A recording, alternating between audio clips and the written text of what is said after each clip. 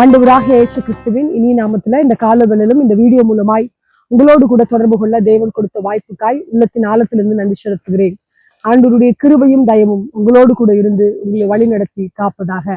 இன்று நாம் தியானிக்க இருக்கிற வசனம் சங்கீதம் 48வது சங்கீதம் 14வது வசனத்தை வாசிக்கும் போது வசனம் இப்படி சொல்லுகிறது: இந்த தேவன் என்னென்றைக்கும் உள்ள சதா காலங்களிலும் நம்முடைய தேவன் மரண பரியந்தம் நம்மை நடத்துவார். ஆமென், ஹல்லேலூயா. நம்முடைய தேவன் நம்மை நடத்துகிற தேவனாய் இருக்கிறார். எல்லா சூழ்நிலைகளில அவர் நடத்துகிற தேவனாய் இருக்கிறார். வசனம் சொல்லுகிறது, என்றென்றைக்கும் நம்முடைய தேவன் மரண பரியந்தம் அவர் நம்மை நடத்த வல்லவராய் இருக்கிறார்.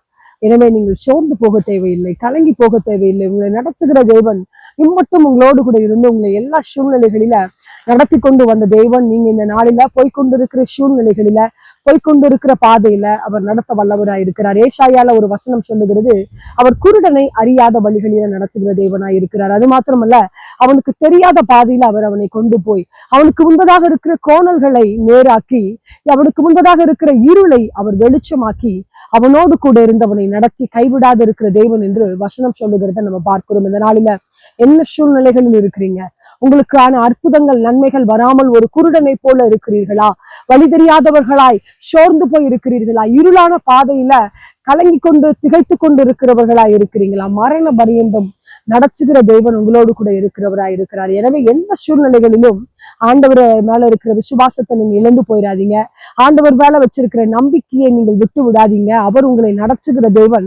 அவர் உங்கள் கரத்தை பிடித்து மகனே மகளே நான் இருக்கிறேன் என்று சொல்லி உங்களை உங்கள் சூழ்நிலைகளில் அவர் நடத்த வல்லவராய் இருக்கிறார். ஆண்டவரை பார்த்து சொல்லுங்கப்பா, வழி எரியாதி குருடனை போல் நான் இருக்கிறேன் ஆண்டவரே. நீங்க எனக்கு முன்பதாக இருக்கிற இருளை நீங்க வெளிச்சமாக்குங்க, எனக்கு முன்பதாக இருக்கிற கோணலை நீங்க நேராக்குங்கன்னு அப்பா பார்த்து சொல்லுங்க. நிச்சயமாய் அவர் உங்களுக்கு அற்புதங்களை செய்ய வல்லவராய் இருக்கிறார். இந்த நாள் உங்களுக்கு ஒரு ஆசீர்வாதமான நாளா இருக்கும். நீங்க எதிர்பார்த்திருக்கிற நன்மைகளை அவர் உங்களுக்கு தந்து உங்களை நடத்த வல்லவராய் இருக்கிறார். எனவே சோர்ந்து போகாதீர்கள். ஆண்டவர் உங்களோடு கூட இருந்து உங்களை வழி நடத்துவாராக. ஒரு விஷயாய் கண்களை மூடி செபிக்கலாமா? ஆண்டவரே, உம்மை துதிக்கிறோம், உமக்கு நன்றி செலுத்துகிறோம் ஆண்டவரே. அப்பா, வேதத்துல நாங்கள் பார்க்கிறோம், இந்த தேவன் என்னென்றைக்கும் உள்ள சதா காலங்களில் நம்முடைய தேவன் மரண பரியந்தம் நடத்துவார். இந்த வேதத்துல பார்த்தது போல ஆண்டவரா உங்களுடைய பிள்ளைகளை நீங்க நடத்துங்கன்னு கேட்கிறோம் அப்பா. ஆண்டவரா உங்களுடைய கரத்தை பிடித்திருக்கிற அவர்களை நீ நடத்துவீராக நாங்கள் செபிக்கிறோம் ஆண்டவரா. அநேக சூழ்நிலைகள் நடக்க முடியாதது போல தோன்றுகிறது ஆண்டவரா. அவர்களுக்கு அநேக அற்புதங்கள் இழந்த சூழ்நிலைகளில் இருக்கிறது தேவன் நீர் அறிந்திருக்கிறீர் ஆண்டவரா. ஒவ்வொருவரை பார்த்து ஆறுதல் படுத்துங்க. நான் இருக்கிறேன் மகளே என்று சொல்லுங்க. அவங்க சூழ்நிலையில் அற்புதங்களை செய்யுங்கன்னு நாங்க கேட்கிறோம். மரண பரியந்தம் நடத்துகிற தேவன் எங்களோடு கூட இருக்கிறார் என்ற நம்பிக்கை இந்த நாளில் இந்த வீடியோவை பார்க்கிற ஒவ்வொரு பிள்ளைகளுக்கும் இயேசுவின் நாமத்துல உண்டாகட்டும் நாங்கள் செபிக்கிறோம் அப்பா.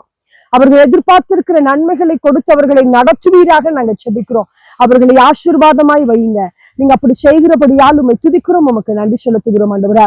இயேசு என்ற வல்லமையில நாமத்துல செபிக்கிறோம் எங்கள் நல்ல பிதாவே. ஆமென், ஹல்லேலூயா. ஆண்டவர் உங்களோடு கூட இருந்து உங்களை வழி நடத்தி காப்பாராக. ஆமென்.